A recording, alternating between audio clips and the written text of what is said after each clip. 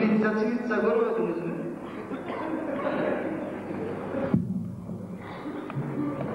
Yok. Sanat da çok bu. Görmediğimiz jaklarda çok olsa gerek. Görmedin? Жақсы.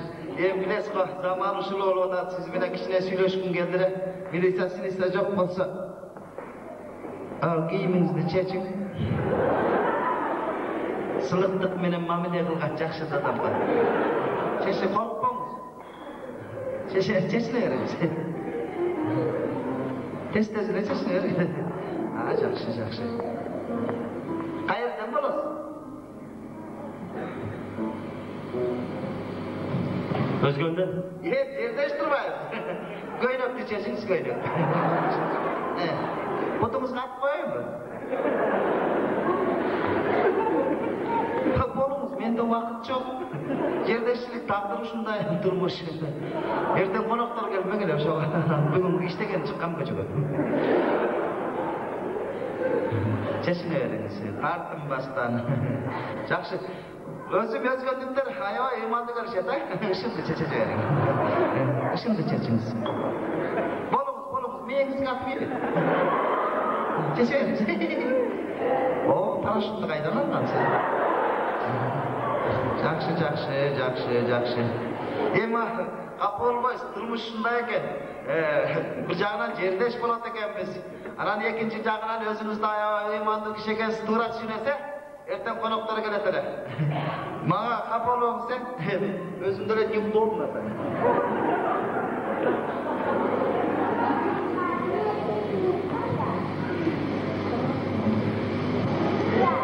Kapı olmaz yerdeş mağa da neudobna tuflesten çıkıp. Çeçe koyun. Butumuz katı koyun mu? Çeçe. Şu olsun var mı? Eşlik emez. Katamı da ben. Çeçe. Size şu babasını da.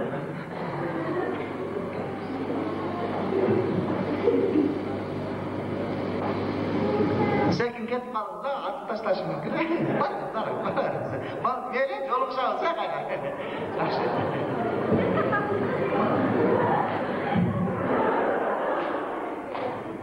Kontrolü bakıyorsunuz. Ne oldu? Dokumentiniz mi? Kolumuzu kotarımız patronlu pasta olsunuz mu? Oğlum. Ona ne oldu?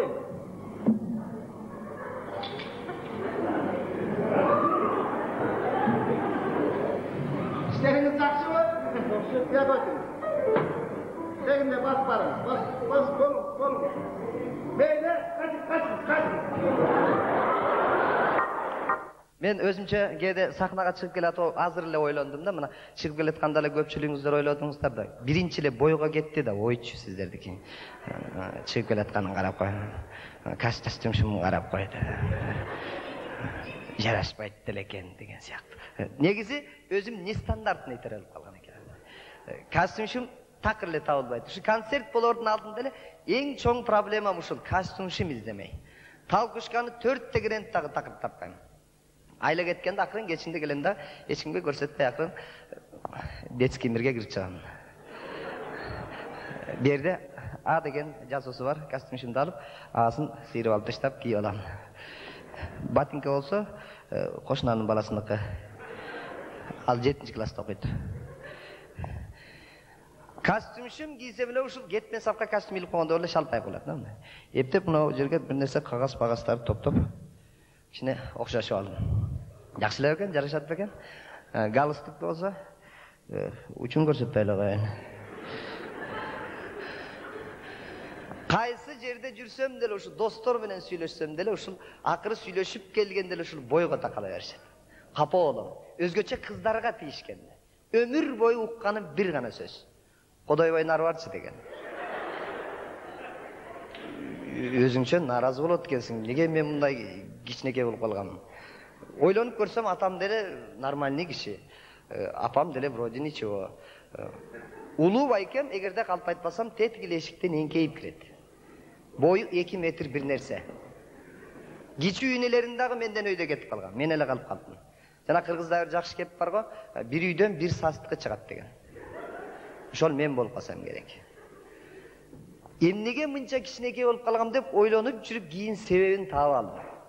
Себеби менин бир айылда бир подозрительный соседим бар да. Мага окшош. Мага окшош деп коем да, мен ага окшош. Ушул гастролдон колум бошоп калганда барып туруп ошол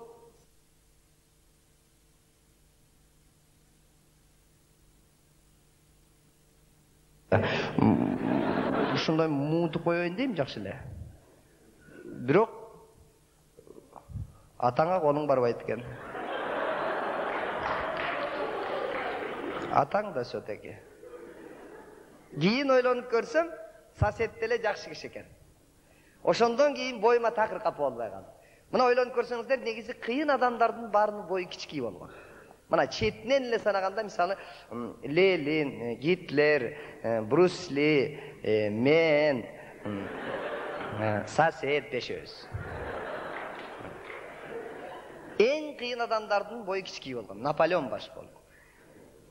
Мына биз дагы элдин баары эле уюм ачып атат деп, мына биз кичинекейлер дагы жакында бир уюм ачып алдык. ККУ деп атап койдук. Мындай чечип айтканда, Кыргызстандагы кодолордун уюму деп. Ошонун президенти мына жакында супер тамашаны көрсөңүздөр керек, Өзбекстандын куудулу Абыт деген келди. Бечара менден да кичинекей экен. Жанына турганда мен ушундай деле ой болуп калат экенмин да. 15 мүнөт болсо дагы ушундай. Ошону шайладык президент кылып. Мына биз кичинекейлер кайсы жерде жүрсөк деле оокат кылып кетет экенбиз. Мына могу биздин конкуренттерге кыйын болуп атат. Узундарды айтып атам да. Булар кызык калып болушат экен. Булар менен ичип отурсаң дагы болбойт экен да, ичсең булар тез эле мас болуп калышат экен. Жерден алыс да. Баш айланып калышат экен да тез эле. 200 граммдан кийин болбой калат экен. Куласа да жөн кулабай аркы айылга чейин кулайт. Орто жолду столбаны барын кулат. Экономи жок. Булар кийген шымды мен 3 кием. Эч экономи жок. Мына жакында Орозодо намазга жыгылайын деп барсам, ошончо миңдеген адамдардын арасынан бир узундун жанына туруп алдым. Түгөнүп калганбыз. 3-чү рядда турабыз. Мени менен эле турган. Аллаху акбар десе, башы 1-чи рядда жүрөт. Жердин баарын ээлеп. 1-чи ряддагылардын жүрөгү чык болуп атат. Азыр эле жанында эч ким жок анан бирактан эле Аллаху акбар деп эле баш пайда болуп калса жүрөгү чөттү. Кыргызда бир мындай кеп бар. Ит каап келатканда отура калсаң ит каппайт дейт. Бул узундарды отура калса деле каап алат экен. Ким ит ойлоп туруп аны отурат деп. Туруп турат экен деп ойлойт да. Эңкейип ташалганча каап алайын деп. Эч эле экономи жок да булар. Кыскасы жаңылыктар көп. Мына мен жакында айтмакчы за границага гастролго барып келдим. Сибирге. Коммерсант досторума жолуктум. Ош базарын куруп алышыптыр. Ошо жактан ошо жакка барып алып, ошо жакта соодалашып атышат бири-бири менен. Ками барбы дешип. Илгери Токтогул атамдын айдалып кеткен жерин көрдүм. Энисейдин жээгине чейин барып. Илгери ойлонуп көрсөм, ушу Токтогул атам деле ошо жакта коммерция кылып жүрсө керек. Бияка качып келмек эмес. Банкрот болуп качып ийген да бияка. Бирөөнү кидат этип ийсе керек да. Заманга жараша. Мына илгери бирөө күнөө кылса, мына ошо Токтогул атам окшоп, алыска, татаал жерге сүргүнгө айдап ийчеле. Азыр деле сүргүнгө айдап атат, бирок заманга жараша. Азыр сүргүнгө айдап атышат, мисалы, Кытайга сүргүнгө посол кылып, Турцияга сүргүнгө айдап атат. Заманга жараша. Заманга жараша деп коет экенбиз, бирок заман өзүбүзгө жараша. Көңүлдүү турмушта жашап атасыз. Байкап атасыздар мына.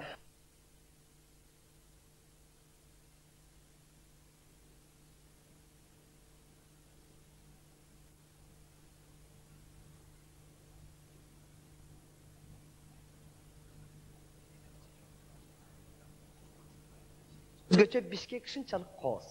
Көчөгө чыксаңыздар, такыр зерикпейсиздер. Кысыл, жашыл, көк, сары болуп, укмуш болуп турат. Такыр зерикпейсиз. Эгерде кичине эле зерге турган болсоң, ЖД вокзалга бар же Достук гостиницасынын алдына бар. Ал жерде зериктирбейт. Круглосуточно зериктирбейт. А жерде кыздар ишке кечикпей барат экен. Ответственный иш экен. Эч кечикпейт экен. Мына кыздар зээндүү болот десе такыр ишенч эмес. Чын эле кыздар зээндүү болот. Мына азыр канча деген жигиттер, коммерсанттар банкрот болуп атышат. Булар банкрот болбойт экен. Булардын иши экен. Мына мисалы клиент келет, акчасын алат, товарын сатат, клиент кетет, товар өзүндө калат.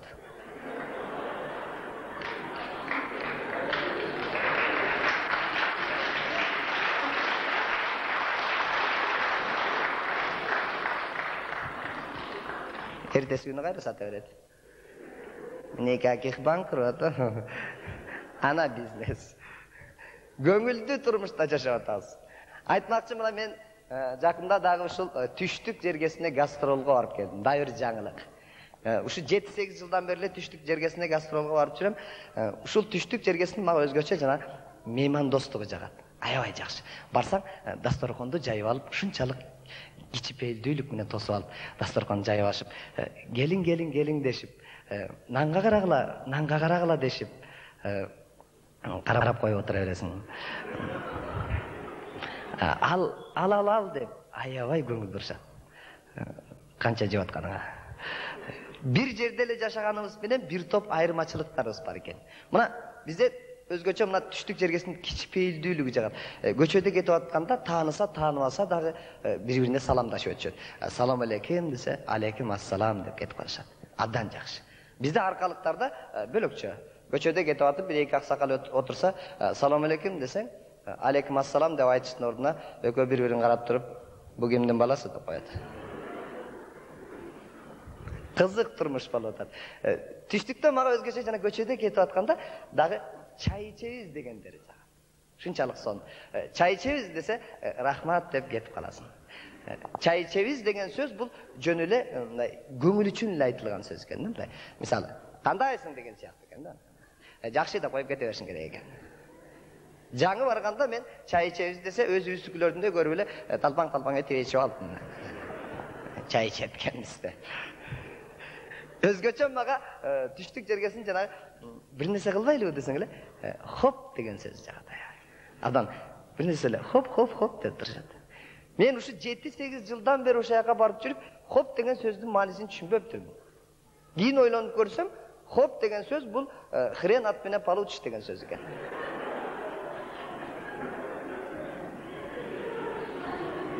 Көңүлдүү турмушта жашап атабыз. Ош драм театрына концерт коюп барып, эшиктин алдында биздин группада балдар чыгып, топтошуп тамеки чегип турушат эле. Ана мен да чыгып тамеки чегейин деп чыгып калдым. Мен эми тамеки чекпейм го, мен наша чегем, бирок тамеки чегейин деп чыгып, бир үчтүк тамеки алып турсам, бир-эки кыз өтүп кетип аткан экен. Эми тийишип коюш керек да. Эркекчиликте тийишип коюш керек. Кичине болсоң да эркексиң да тийишир да. Же болбосо ошентип ойлоп калсын деп тийишип кое бересиң да. Тамекини колума алып эле эки кыз өтүп кетип аткан экен тийишип. О кыздар, күкүрт барбы күкүрт? Кыздар, күкүрт. Десем бир кыз жаныма басып келип, башыман аягыма чейин ушундай карады да, деп жерге түкүрүп туруп, ака, биз насыбай чегебиз дейт.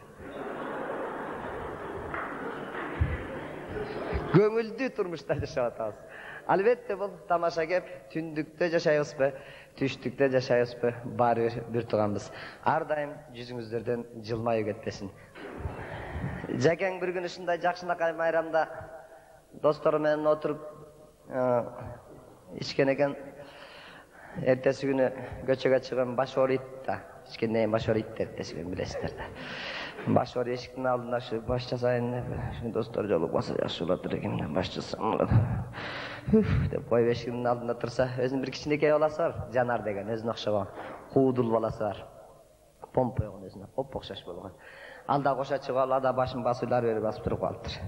Айсаган болду. Менин да башым ооруп атат. Болуптур деп атасы менен баласы баш ооруп берип басып турса, бир эже өтүп кетип атып эле Жакең таанып токтоп калып эле. Ай Жаке, кандай ден соолуктар, жакшыбы? Бу сен уулуңбу? деп уулун көрүп, ой Азамат чоңоюп калган турбайбы? Деп алан уулун эркелетип, ой Азамат, кана чачасын көрсөтчү. Десе Жаныбектин баласы, көрсөтпөйм, 5 сом бер дейтимиш. Эже 5 сом берипме, сникерс алчы. Деп коюп кетип калган экен, ал кеткенден Жакең уулун карап, алып кел 5 сомду. 5 сомду алып кел деп атам. Атаң өлүп калсын деп атасың, алып кел бер 5 сомду. Берби? Эгерде 5 сом керек болсо, эжеге көрсөтсөң 10 сом берет дейтимиш. Алдыңыздарда Жаныбек Алыкулов тосаңыздар.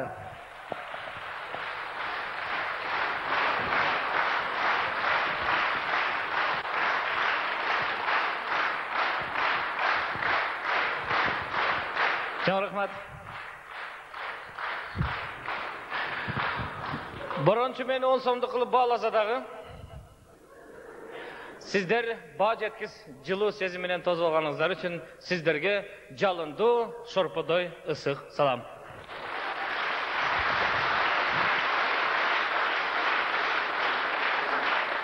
Эң авалы ийгиликтин эртегечи жок дейт. Бул жерде олтурган жигиттер 23 деген санды жөн эле коюп койгон эмеспиз. Негизинен февраль айы мынакей биздин эркектердин айы деп эсептелет. Элем эртеңден баштап жаздын 1-күнү бардык кыздарга, бардык энелерге, эжелерге жана карындаштарга жакшы каалоолорду каалай баштайбыз. Элем бүгүн болсо жигиттер барсыңарбы?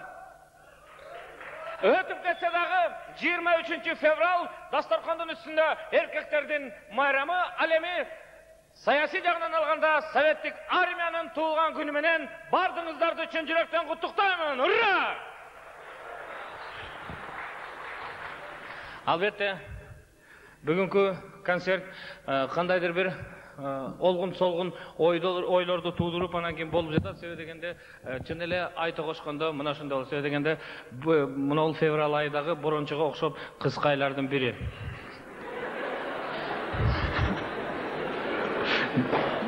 Жети айлык төрөлүп калган. Мына ошондой ай алмашканда ар кандай тополоңдор боло берет эмеспи? А бирок ошол тополоңго карабай, балким болуп калат же болбой калат деген күмөн ойду дагы ойго алып, аны тиги чоң иштей кылып санабай. Мынандай келип жатканыңыздар көңүлдү жибитип, көңүлдүн кушун тим эле канаттарын кактырып бийик учурат. Ошондуктан айла жок биздин азыркы рекламабыздын болгондо дагы афишалардын кээ-бир кебетелерине көңүл бөлгүм келет да. Афиша байкуш илингенде жакшы илинет аябай. Майрамдагыдай болуп тим эле дуалга чап жармашаттан кыйкырат. О, концерт! Концерт, о, концерт! Балдар концертке келбейсиңерби? Бүгүнкү число жазылган. Коркпайлар кала, узартып койгонбуз. Могу жерде бор дескен биринчи, могу жерде Жаныбек Алыкулов. Могу жагында качан болот? Болот, концерт болот. Келгиле. Эми сөгүнбөй эле өтпөйсүңөр, анан кетейин деп. Сөгүнгөндө мен деле жакшы сөгүнөм.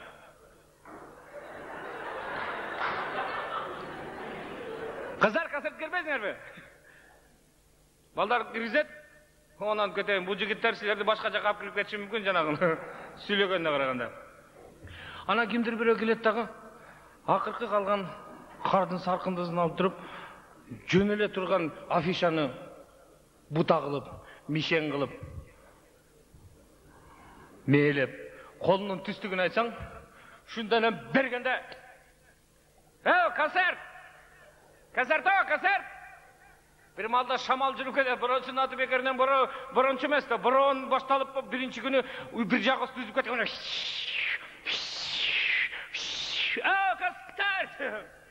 Концерт!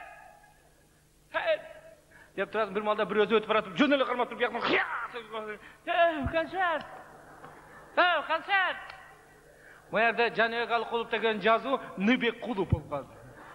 Концерт! Анан бир кемпир өтүп келет дагы, анан кетейин, шорпонун кагазы турбайбы? Кан торогонго кагаз жок эле деп туруп, муерди кармап туруп.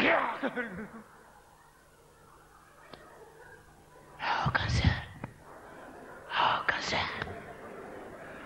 Анан кийин бирөөсү жүгүрүп келет.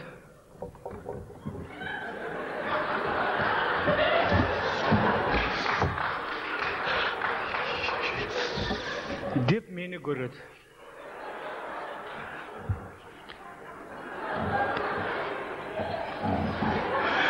Дегениме болбой.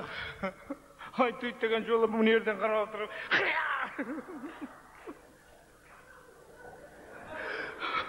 Ошо бала барган жака мен да бардым.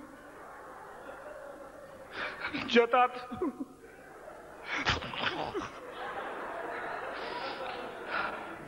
Бирок мен ага кап болбойм. Себеби дегенде ошол жака барган жигиттер да бар да турабы? Мындай көңүл салдыңар да. Адагы реклама. Анын үстүнө жок дегенде элиме ошо жагынан дагы пайда келтирип атканыма мен сыймыктуумун. Ал эми миң мертебе ыраазычылыгым себеби дегенде менден да кыйын, менден да гений, менден да залкар адамдардын афишаларынын жанында мен коллега болуп кобурашып кошуна жатканыма миң мертебе тагдырыма ыраазымын.